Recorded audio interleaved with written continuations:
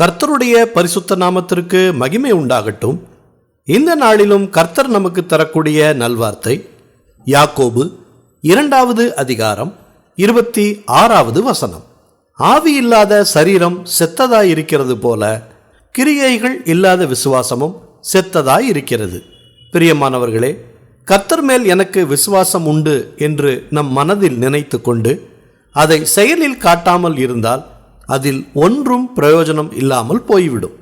Abraham ஈசாக்கை பலி கொடுக்க முன்வந்து அவருடைய விசுவாசத்தை செயலில் காட்டினார். அதனால் ஆபிரகாம் நீதிமானாக எண்ணப்பட்டார், தேவனுடைய சிநேகிதனாகவும் காணப்பட்டார். ஒரு சகோதரனாவது சகோதரியாவது வஸ்திரம் இல்லாமலும் அனுதின ஆகாரம் இல்லாமலும் இருக்கும்போது உங்களில் ஒருவன் அவர்களை நோக்கி, நீங்கள் சமாதானத்தோடே போங்கள், குளிர் காய்ந்து பசியாருங்கள் என்று சொல்லியும் சரீரத்துக்கு வேண்டியவைகளை அவர்களுக்கு கொடாவிட்டால் பிரயோஜனம் என்ன? அப்படியே விசுவாசமும் கிரியைகள் இல்லாதிருந்தால் தன்னிலே தானே செத்ததாயிருக்கும் என்று வேதாகமத்தில் வாசிக்கிறோம்.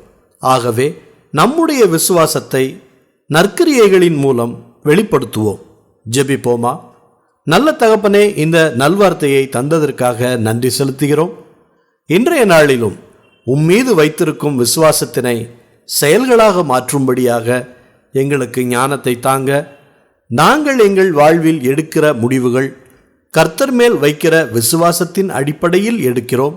ஆபிரகாமின் விசுவாசத்தை கனப்படுத்தினீங்க, எங்களுடைய விசுவாசத்தையும் கனப்படுத்துங்க. முற்றிலும் எங்களை தாழ்த்தி ஒப்பு கொடுக்கிறோம். எல்லா துதி கன மகிமை எல்லாவற்றையும் உமக்கே செலுத்துகிறோம். இயேசு கிறிஸ்துவின் நாமத்தில் ஜெபிக்கிறோம் பிதாவே. ஆமேன், ஆமேன். இந்த நல்வார்த்தையை மற்றவர்களுக்கும் பகிருங்கள்.